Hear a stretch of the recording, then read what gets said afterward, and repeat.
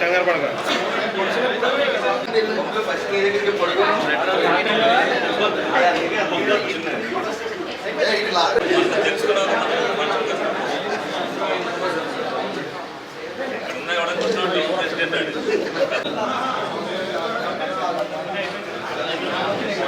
ఒకసారి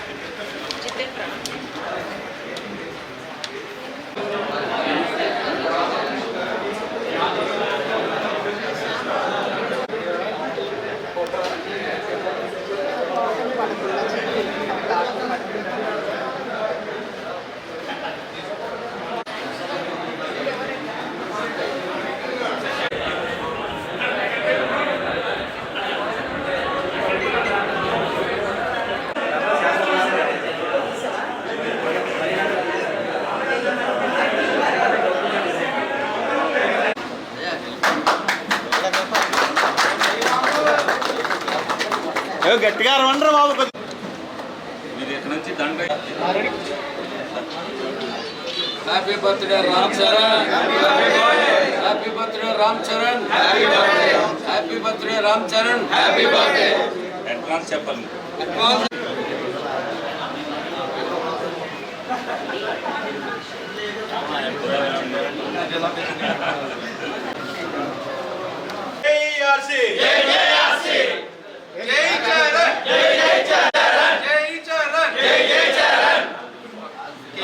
ఏదైతే రేపు 27వ తారీఖున రామ్ చరణ్ గారి 42వ జన్మదిన సందర్భంగా మరి వాళ్ళ అభిమానులందరూ కూడా మరి ఆ రోజున మంచి వేడుకల్లో ఉంటారు కాబట్టి ముందుగానే ప్రజలకి సేవ చేయాలనే ఉద్దేశంతో ఏదైతే మరి వాళ్ళ నాన్నగారు రామ్ చరణ్ గారు వాళ్ళ నాన్నగారు చిరంజీవి గారు ఆ బ్లడ్ బ్యాంక్ని స్థాపించి నేటి వరకు ఏ విధంగా అయితే రన్ చేస్తూ ప్రజలకు ఒక ఆదర్శంగా నిలిచారో అందులో భాగంగా మరి రామ్ చరణ్ అభిమానులందరూ కూడా ఈ రోజున రక్తదానాన్ని మరి ఇవ్వడానికి ప్రజలకు ఉపయోగపడే రక్తదాన శిబిరాన్ని నిర్వహించడం మరి చాలా అభినందనీయం.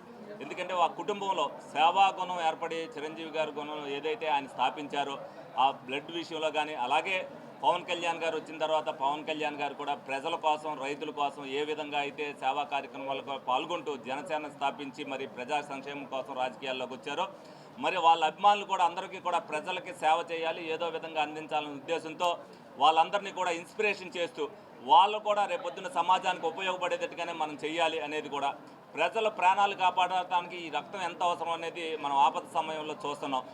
వాళ్ళందరూ కూడా ఈ విధంగా ప్రతి సంవత్సరం కూడా మరి చిరంజీవి గారు పుట్టినరోజు సందర్భంగా కానీ పవన్ కళ్యాణ్ గారి పుట్టినరోజు సందర్భంగా కానీ రామ్ చరణ్ పుట్టినరోజు సందర్భంగా కానీ అనేక మంది అభిమానులు వాళ్ళు రక్తదానం ఇవ్వడం జరుగుతుంది. ఇందులో చాలామంది 15 సార్లు 20 సార్లు 30 సార్లు కూడా ఇచ్చిన వాళ్ళు ఉన్నారు.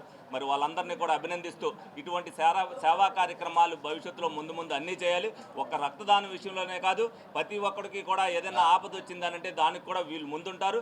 ఎప్పుడు కూడా అది ఏదంటే మీడియా ద్వారా సోషల్ మీడియా ద్వారా ఇవాళ ఏం జరుగుతున్నా కూడా అందరికీ తెలుస్తుంది.